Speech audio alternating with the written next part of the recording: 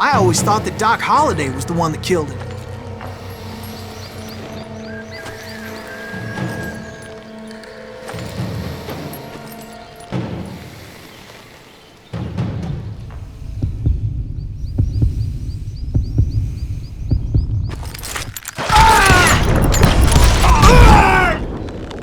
Sorry I had to ruin the legend for you, boy. But the legend ain't always true. Doc Holliday had nothing to do with the death of Johnny Ringo.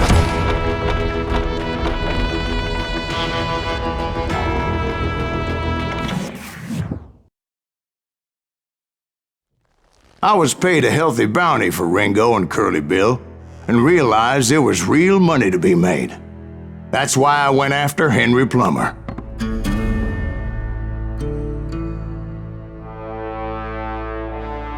Wasn't he the sheriff who augmented his income by shaking down miners and robbing gold shipments? That's the one. Oh yeah, I remember him. He ran that gang of thieving outlaws called the Innocents. So it's true that you went toe-to-toe with him? Indeed I did, son. Indeed I did.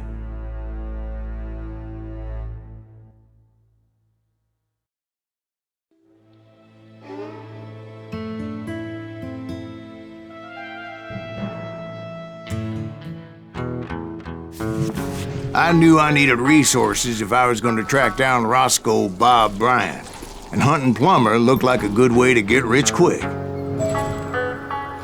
As the local vigilantes exposed him as the leader of the bandits, and put a generous price on his head. Plummer rallied his gang to plunder one last gold mine before making their escape, and that's where I thought I'd find him.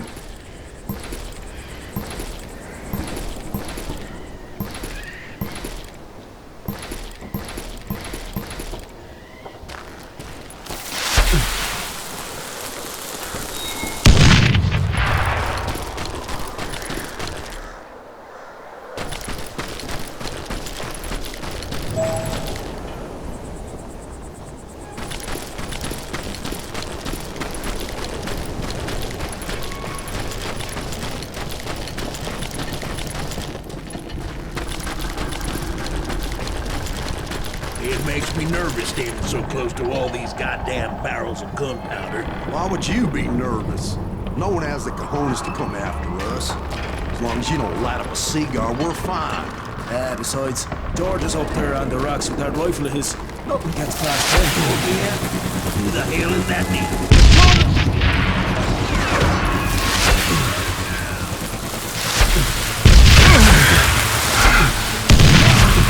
My late father pointed out to me more than once, God made men, but Samuel and Colt made them equal.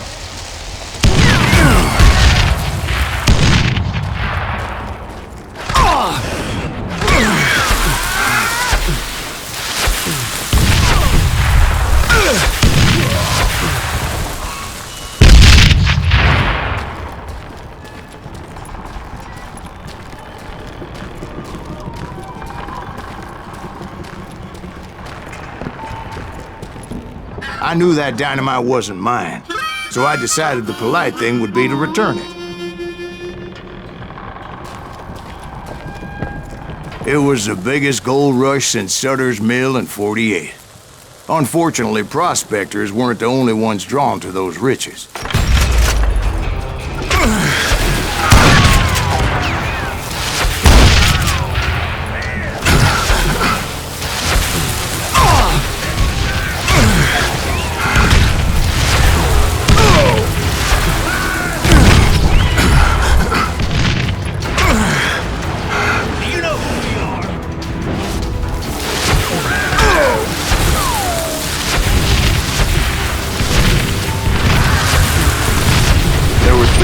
Killers, robbing travelers, and hijacking gold shipments. Put that moron out of here! Like those that ran with Plummer. Some was just regular folks I knew from town, drawn by greed and easy pickings. Charlie Crow, the blacksmith. James, who worked in the stable. Sam and Jeremiah Barber, the butcher's sons. Ordinary citizens who lived a double life. If Daddy had lived to see Alfred Nobel's explosive invention, my guess is he would have told Samuel Colt to kiss his ass. Plummer had a lot of men on this payroll. A hell of a lot. That son of a bitch pretended to protect the public with one hand while stealing them blind with the other. Of course, the rest were veterans of the Civil War. Stone-cold killers trained on the bloody fields of Shiloh and Antietam. He set up a defensive perimeter which I had no idea how to breach.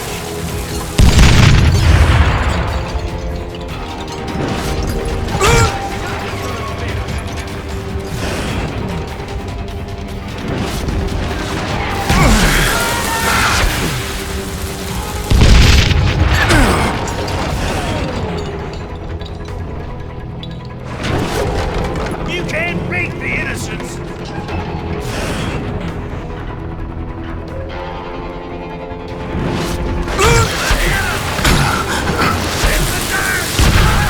Dangerous, desperate individual.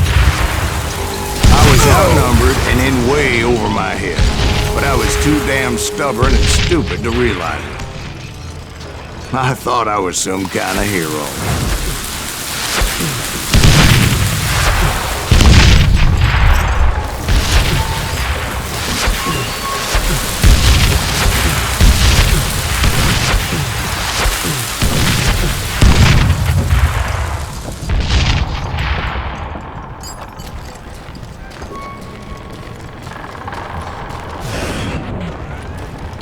I finally made it past and headed on to meet my destiny.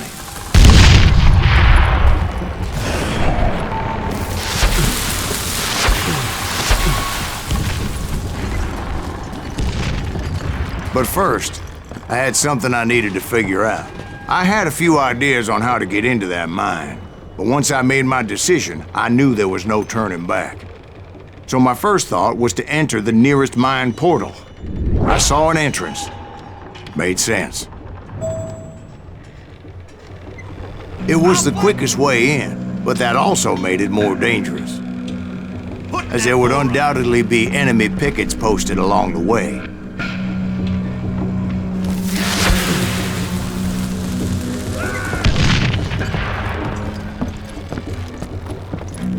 Do you know who we are?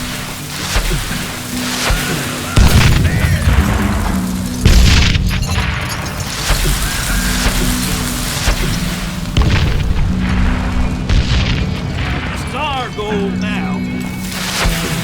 Son of a bitch!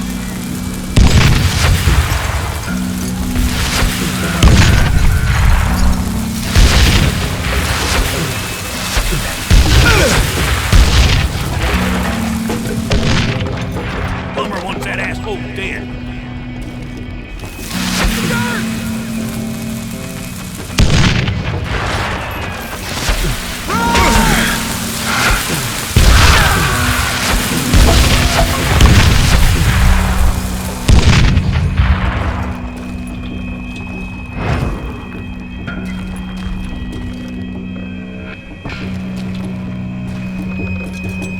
Besides, once you enter a mine like that, it's easy to get all turned around.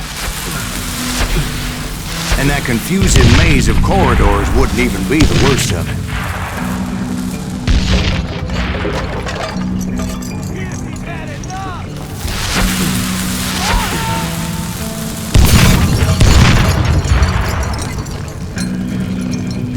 Murder that bastard!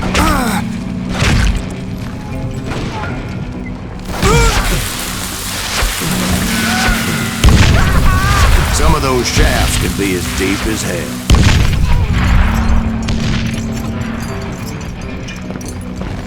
That enough? Whoa!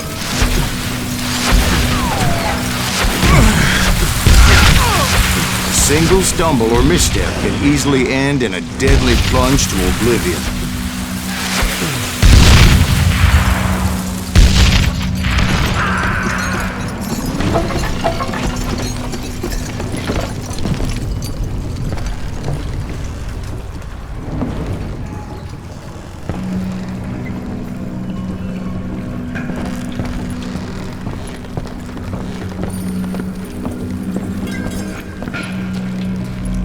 quick reflexes often make up for a lack of common sense. Luckily, I was never one to be easily bushwhacked. I would just need to be careful not to blow myself to kingdom come.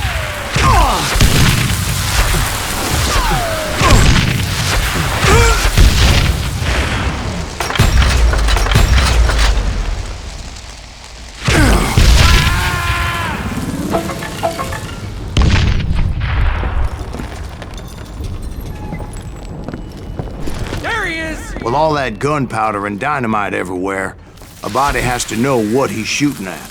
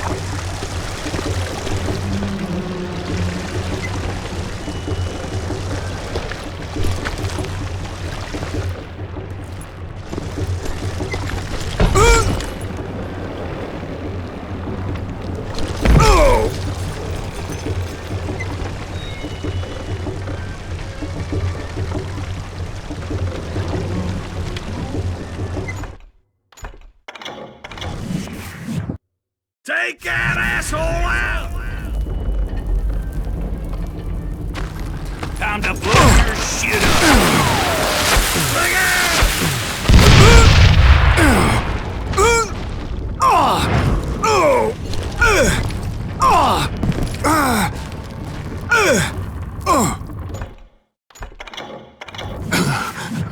Get him! Get him!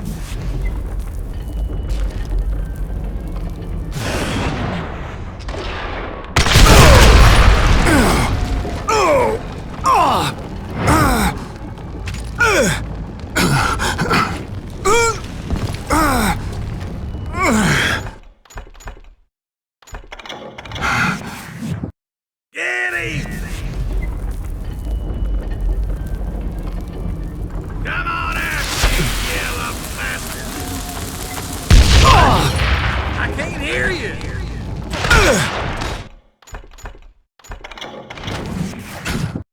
There he is!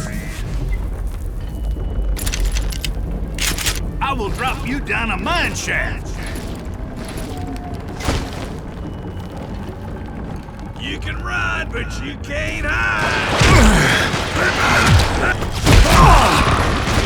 I do not deserve to die like this!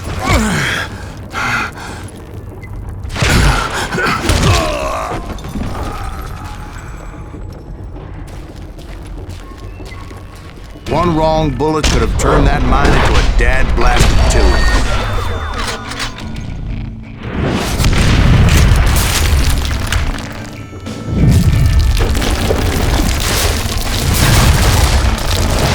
I freely admit that my plan of attack was not just moronic, but clearly insane.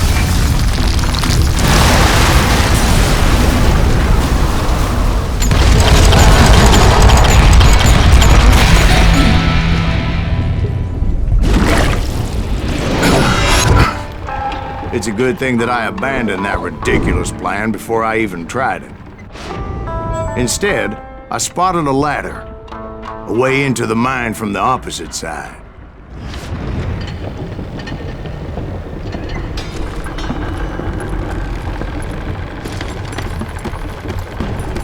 It was a long way around, but that approach seemed more sensible at the time.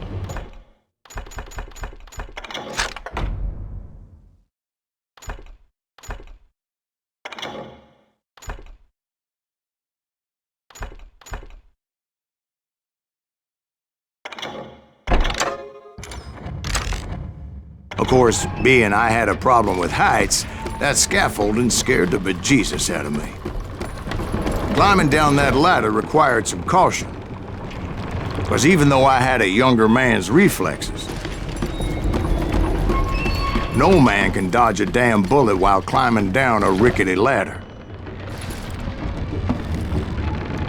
I needed to make a leap of faith, which ain't easy when you're suspended between heaven and hell.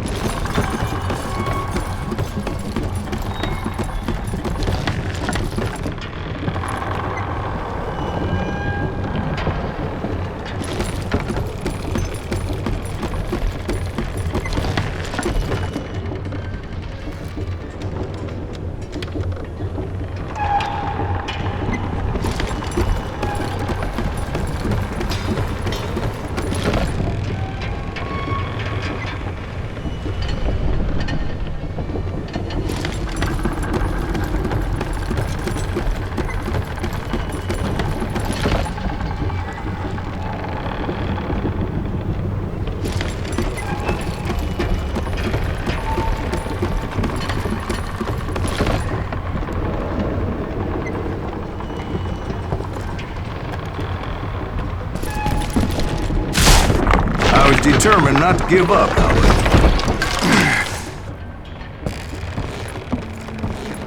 That Sheriff Plummer seemed quite the despicable character. When the vigilantes discovered what the sheriff was up to, people were outraged.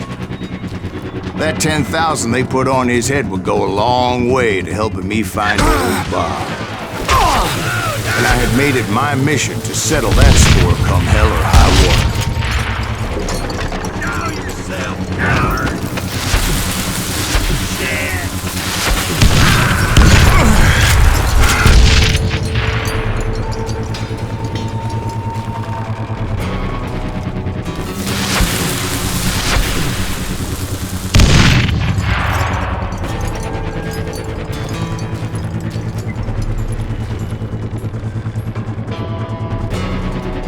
But first, I would have to make a choice. Take the elevator or climb the ladder.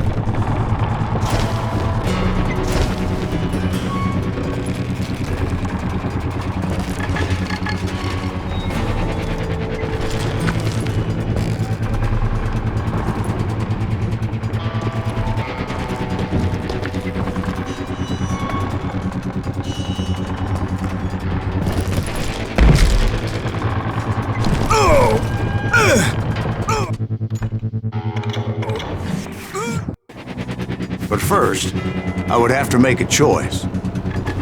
Take the elevator or climb the ladder.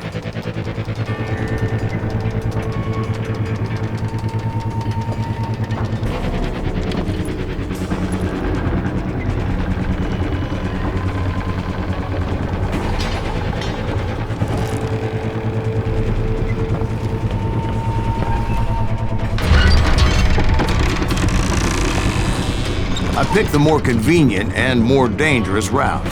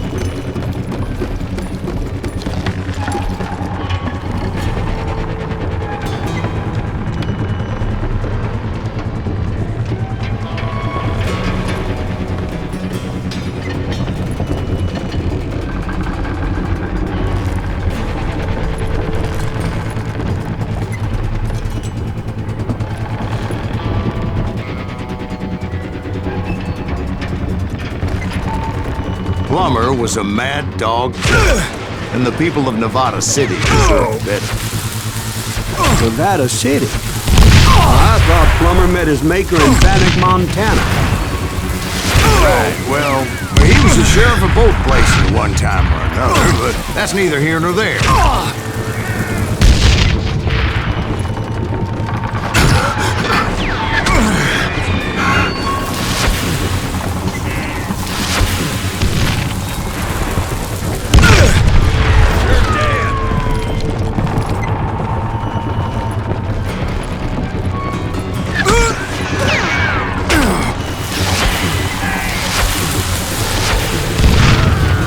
The point was, taking him down would save a lot of lives, including my own.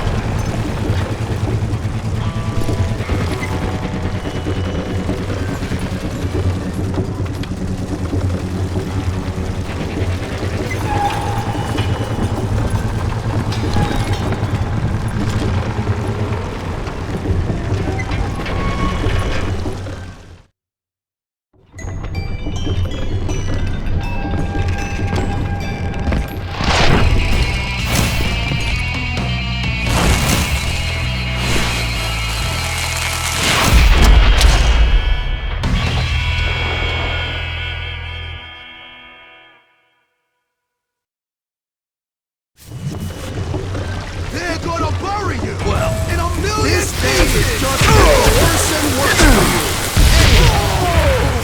Henry Plummer was clearly unhinged, and I could see right away that this was going to take some doing. Stop! Yes! I need some help here! Come on, boys! Take this motherfucker out!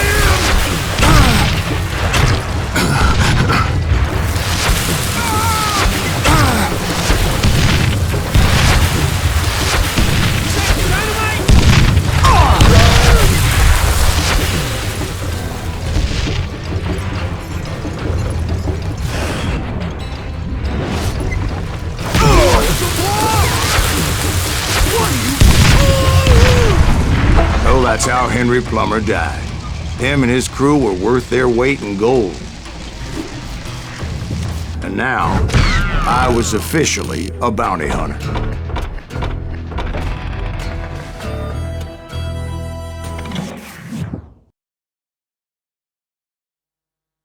So, did you finally go after that Bob feller? Well, I heard word he was in Kansas with John Wesley Hardin. So that's where I went. Where in Kansas? Abilene. Why do you ask, Ben? No reason. Was Hardin as fast as Ringo? Ringo was fast, but John Wesley was as fast as the devil himself.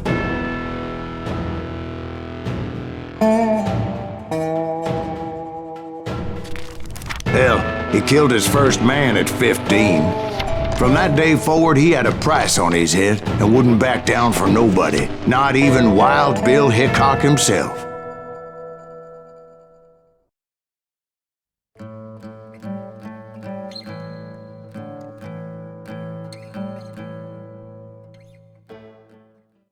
I dodged death many a time, and that night in Abilene was no different.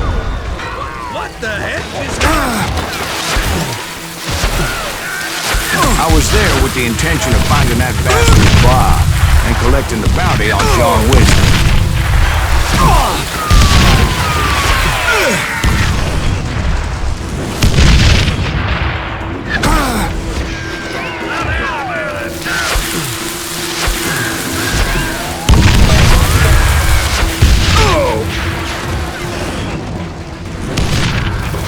I thought the Texas Rangers got hard. Yeah, that's what they want you to believe.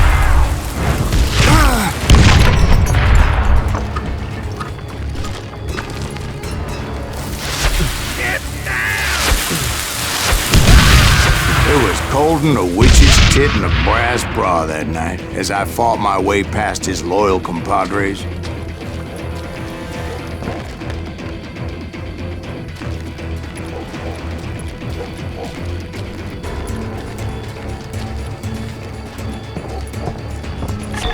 To the very same saloon we're sitting in today.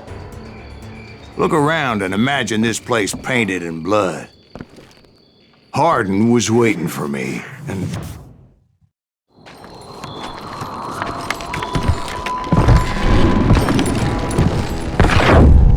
Wait, I'm jumping the gun here.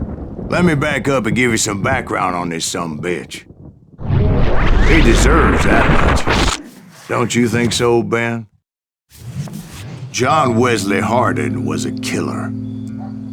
By the end, he confessed to taking the lives of 42 men. Fathers and husbands, brothers and sons, men with families who cared about them. He was a bona fide folk hero by then, and had amassed a gang of armed miscreants and other assorted thugs. He and his men set up camp outside of town, and I was hoping Bob was among them. God damn it! Shoot that son of a bitch!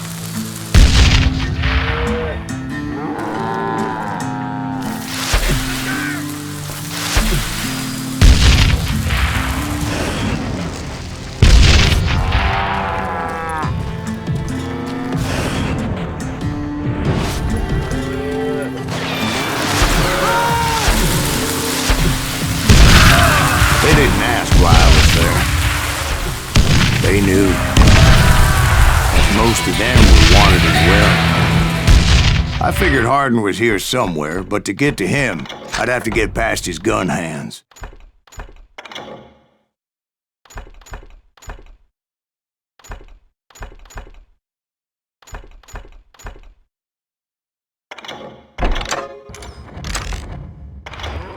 And that was easier said than done, as most of them were as foolish and full of bravado as I was. I had to spill a lot of blood to find out Hardin wasn't in that camp. He was carousing in town with his closest friends. Hardin's boys apparently didn't want me to reach the Bull's Head. Some were hightailing it into town to inform their jefe of my unwelcomed presence.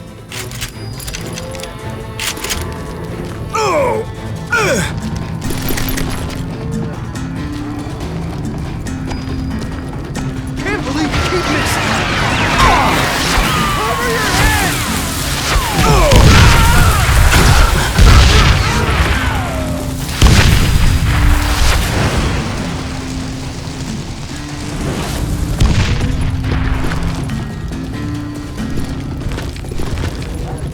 Tell Hardin outlaws coming for him! Stop that son bitch! Let the boys know we got another law dog.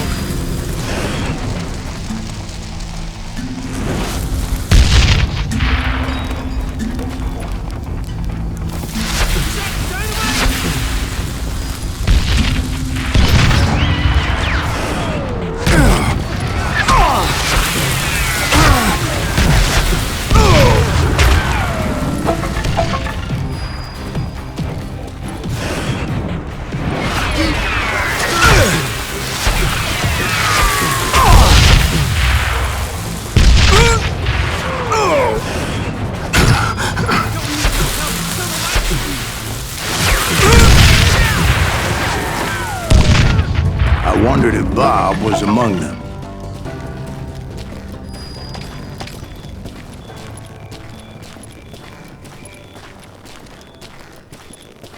And I steeled myself for the fight ahead. For as good as I was, deep down I wondered if John Wesley wasn't just a little bit better.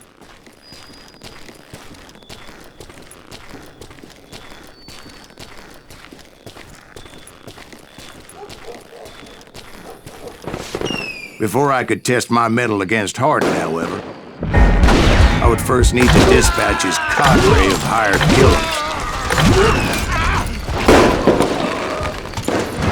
Most of these degenerates were beyond redemption, but John Wesley might have been a different story.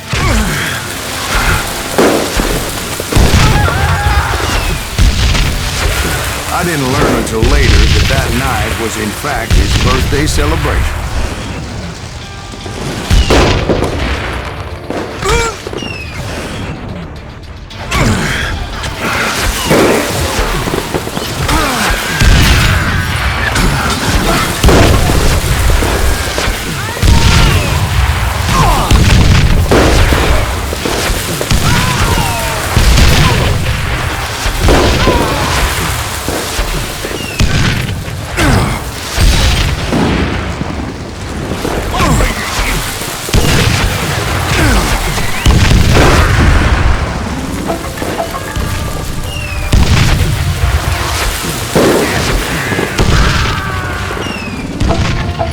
I think I already mentioned that I found Hardin in this very saloon.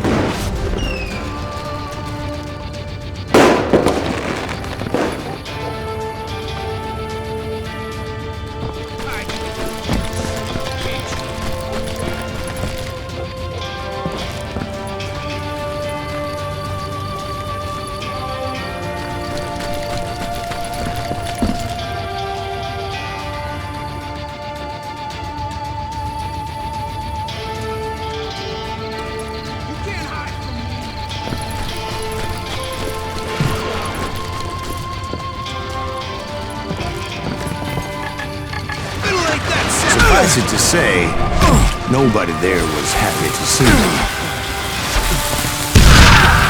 In fact, I felt a certain hostility. Dynamite! That's right. Run!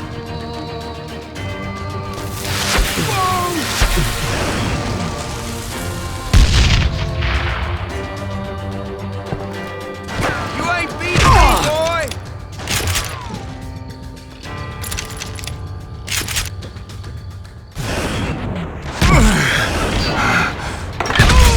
I was disappointed that neither Bob nor John Wesley were among the dead. But that was short-lived, as a moment later I was facing down the fastest gun in the West.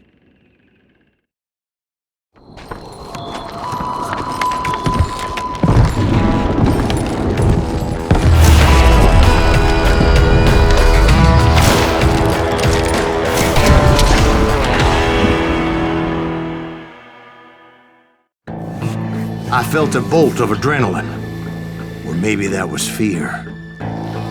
He was well known for his tricks, and I knew I'd need my own if I was ever to defeat him.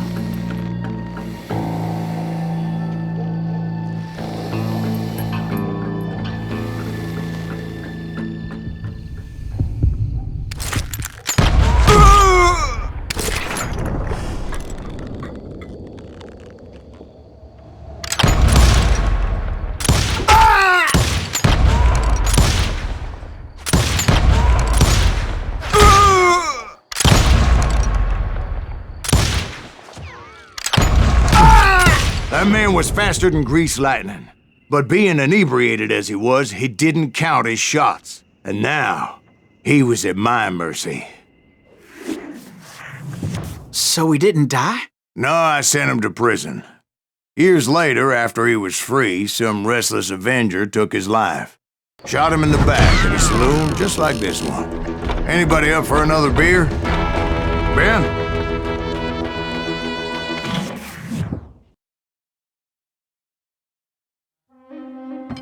Thank you, darling. Yeah, some say revenge is a dish best served cold.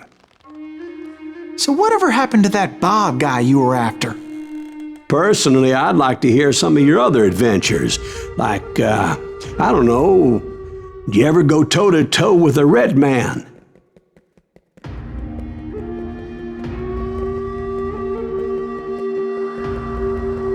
Yes, I did, Ben. I remember once I was after this renegade Apache, Grey Wolf. Strangely enough, revenge was also his primary motivation.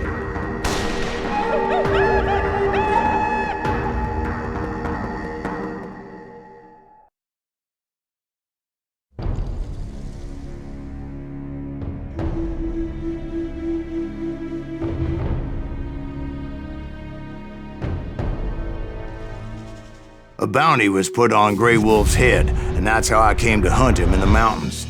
Mountains so high they tickled the nether regions of heaven.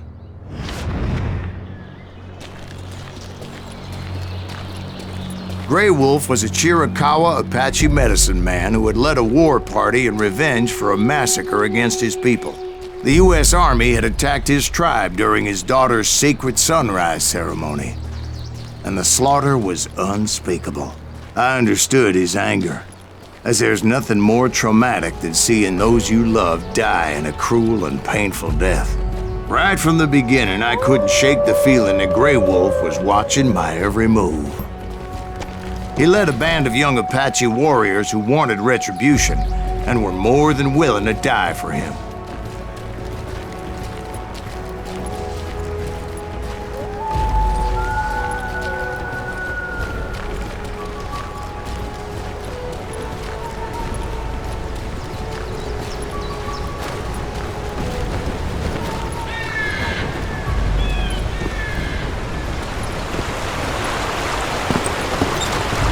They saw me before I saw them.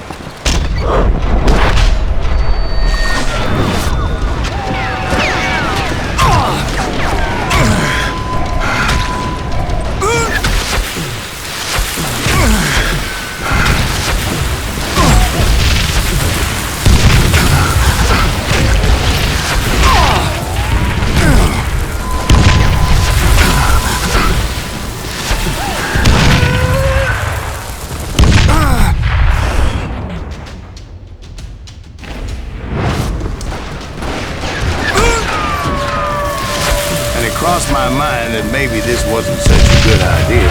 But now that the shooting had started, there was no backing down.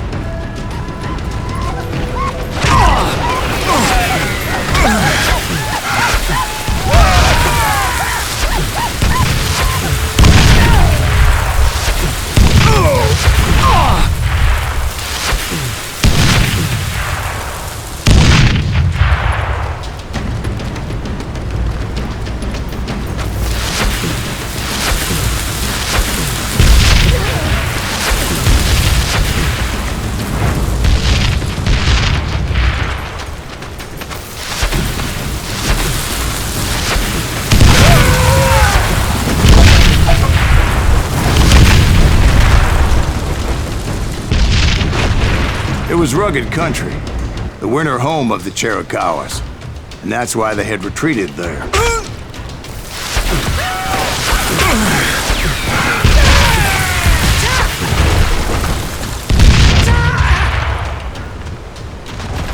I admit to having some regrets about going after them the way I did. But then again, I got a lot of them.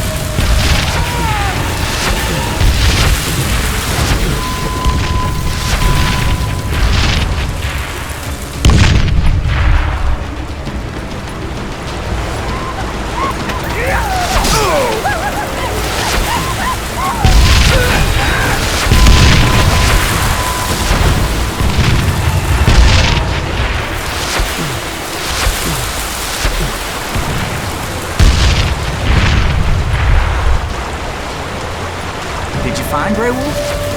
Not at that moment, but I did find the entrance to their hideout.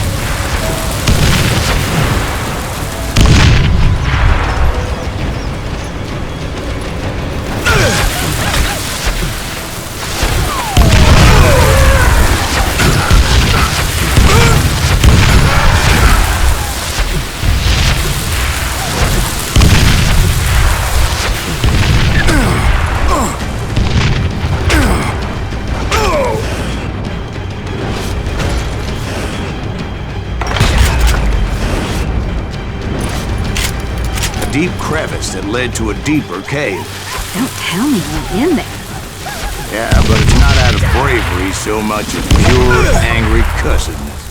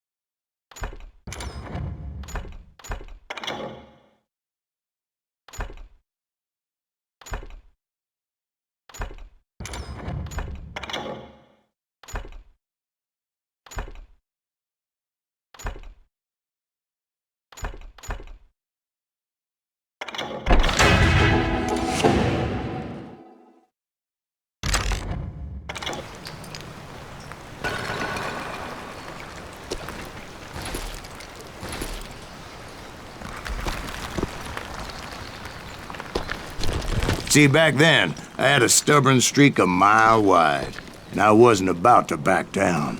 So it was like pitch black in there?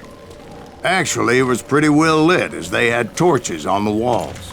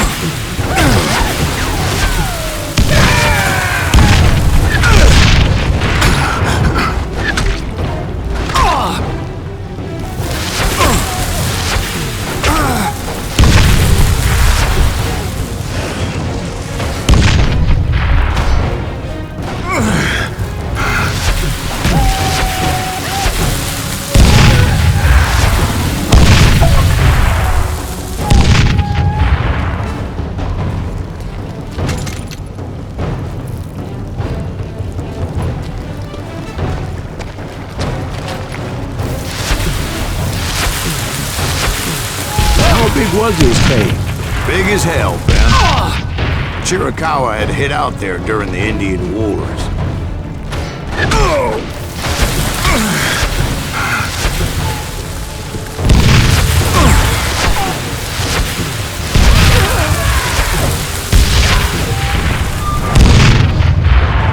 They thought it was haunted with the ghosts of those murdered by the horse soldiers. The cave was haunted with dead Indian ghosts?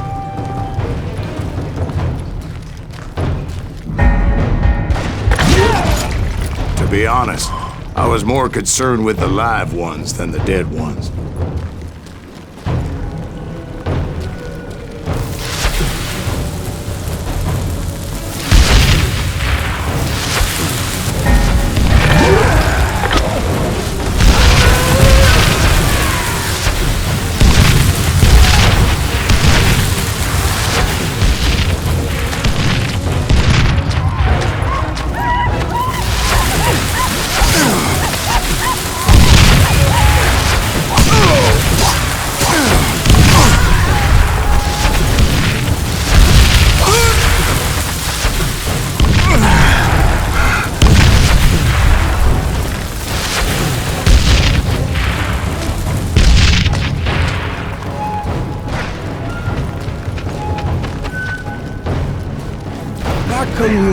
much about engines. A few years back, I was married to two Mescalero women.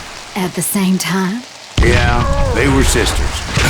Polygyny is traditional among the Mescalero. So what happened? Oh, I had to get out of there. Those girls never shut up. Both of them nagging at me all the time. Drove me half crazy. Haven't seen them since. No, I mean, what happened with Grey Wolf? Oh, well, I pursued him into the Cave of Death.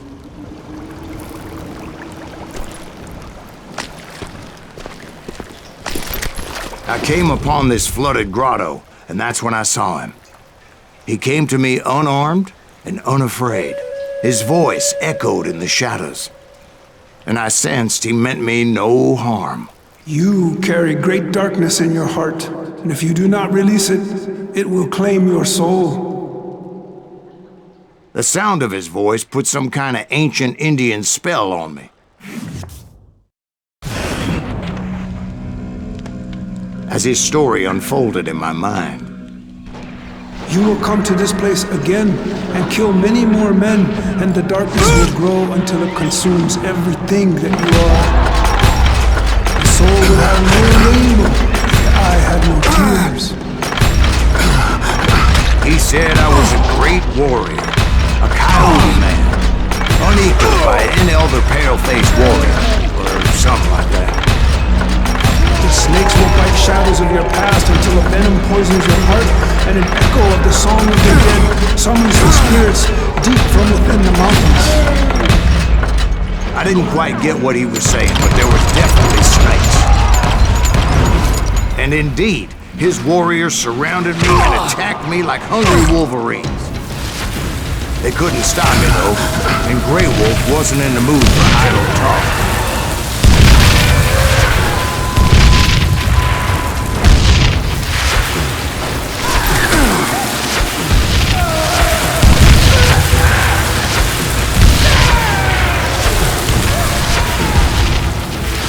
I swear I couldn't see any way out of this trap. But suddenly, one just appeared. Kind of like a miracle.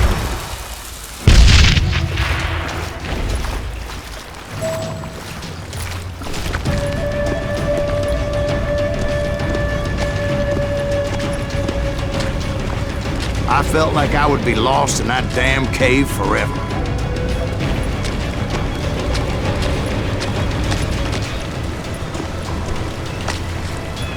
Finally, I found myself back outside, perched on the edge of a precipice, overlooking a thundering white water river. To get where I was going required several leaps of faith, but no way in hell I was turning back.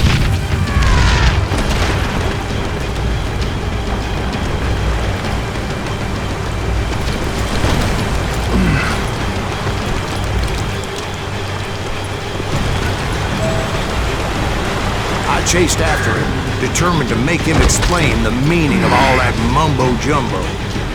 Mumbo-jumbo is right. Are you making this all up as you go? A few details may be fuzzy, brother, but I am relating exactly what happened.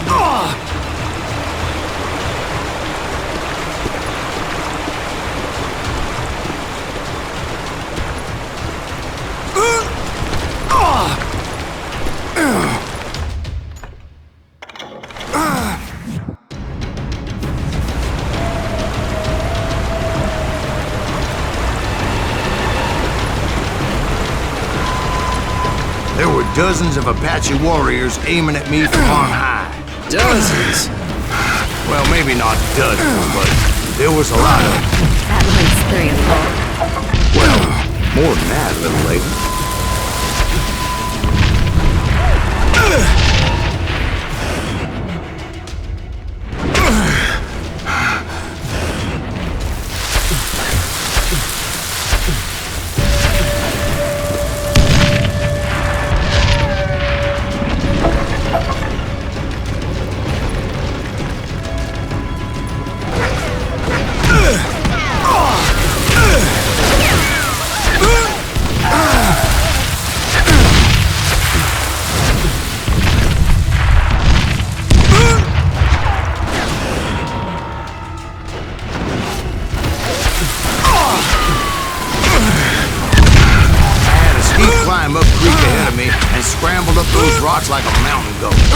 was determined to locate Grey Wolf and find out exactly what the hell he was trying to tell me.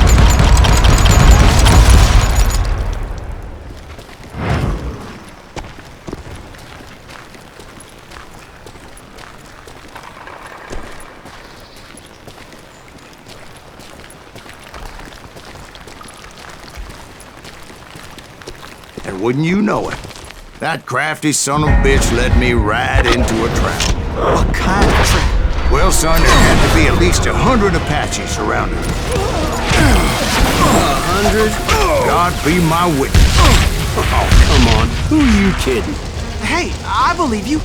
Come on, tell us how it ended. All right, but I'm not gonna drag this out. Where were we?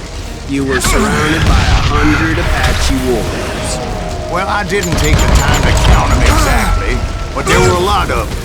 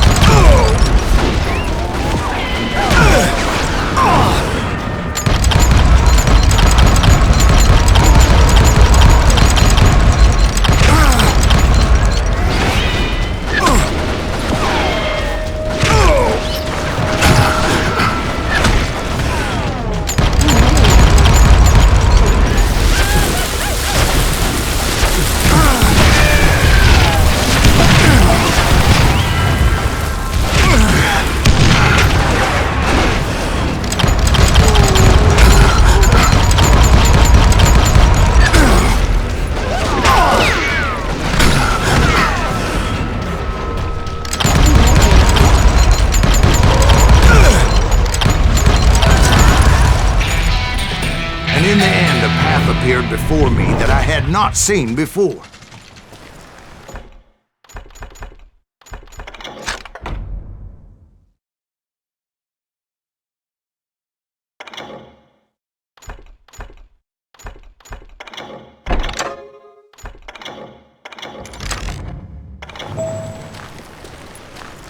I followed it as I desperately needed to find out what Grey Wolf was trying to tell me.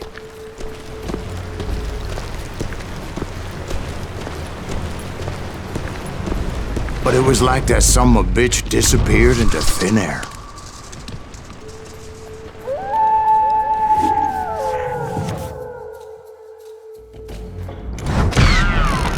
Never did find him. And never did collect my goddamn bounty.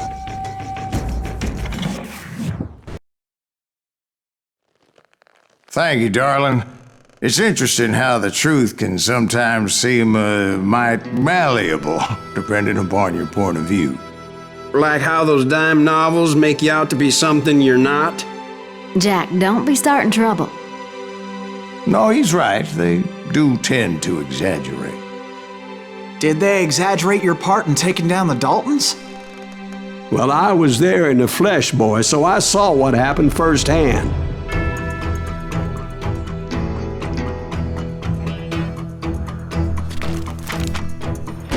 Those Daltons were lawmen once, before they all went bad, robbing banks and trains clear across the territory. Until Coffeeville, of course. I was one of the citizens who took up arms that day. Fighting on the side of right? I did my best, sir. We all did.